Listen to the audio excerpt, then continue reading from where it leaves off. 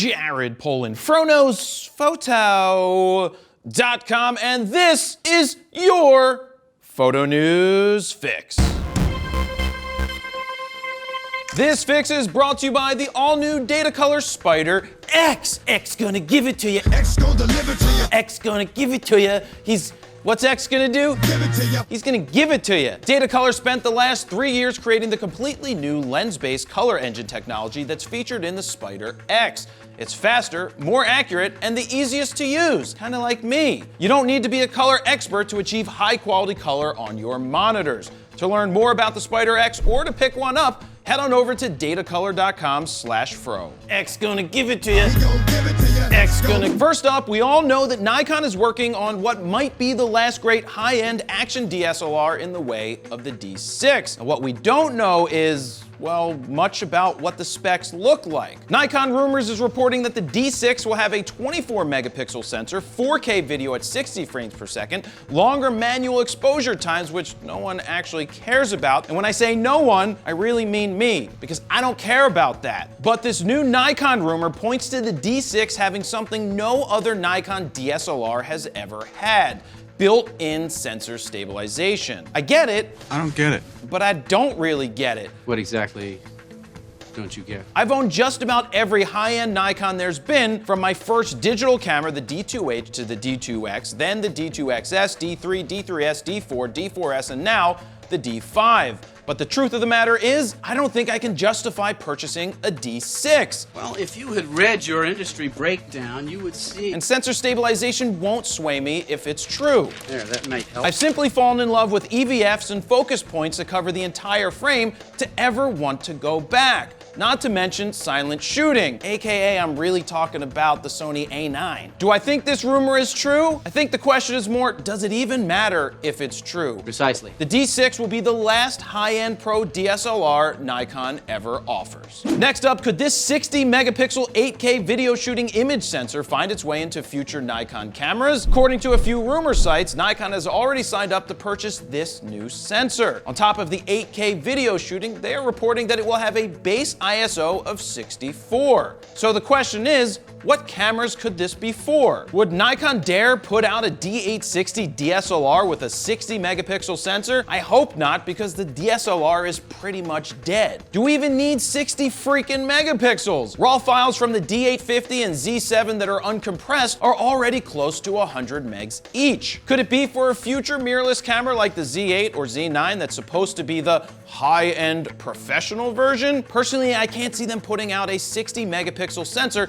into a camera meant to capture 12 to 20 frames per second. Though I could see them updating the Z7 in 2 to 3 years with a sensor of that size though. Can we just tip our hats and shit, I'm not actually wearing, oh, thanks, Steven. Can we just tip our hats to Sony for pushing it doesn't fit me, pushing the future of the photography world? Steven, are you serious? Another rumor? Anyway, this time Sony Alpha Rumors is reporting that a reliable source says Sony plans to launch the A9 II in September. So what's a reliable source, you may be asking yourself? According to Sony Alpha Rumors, it's someone who has shared correct rumors in the past, for the most part, even though they've gotten stuff wrong in the past. Here's the extremely detailed message that they received with the rumor. So get ready, brace yourself, this is gonna be extreme. And I quote, A9 II, fall, likely September, revolution.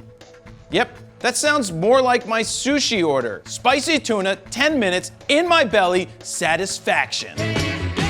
Sony Alpha Rumors didn't fully commit to the rumor by saying that the info is only 70% correct. That's the great thing about rumor sites. They can basically make up numbers and there's no repercussions if they get them wrong, because people will go check it out no matter what. Now they do tend to get things right, but only within 6 hours of an actual launch. I kid. I put their get it right percentage somewhere around 50%, AKA sometimes they get it right and sometimes they get it wrong. And they honestly don't care because it doesn't matter. So what do you think about rumor sites? Do you care when they get it wrong? And finally, a non-rumor story. The winning photos from the 2019 World Press Photo Contest for Photojournalism have been selected. But more importantly, the metadata from the winning photos has been released, and thanks to Spanish photography site Photo Larry, We now know which cameras were used the most. Last year, Nikon came out on top with 52% of the winning photos being captured with their cameras. It's kind of like me, Steven. So who came out on top this year? Pentax!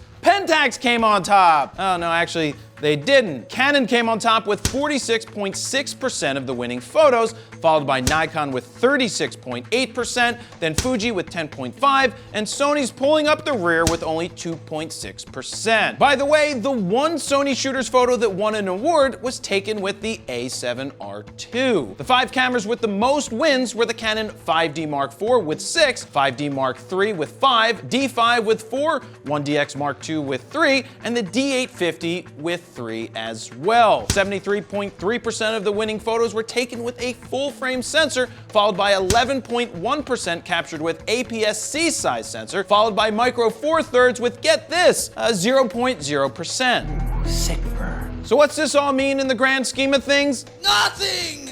Absolutely nothing! We all know photo contests are subjective, and we also know it's the photographer that makes the images. This contest doesn't represent the winners and losers in today's camera world.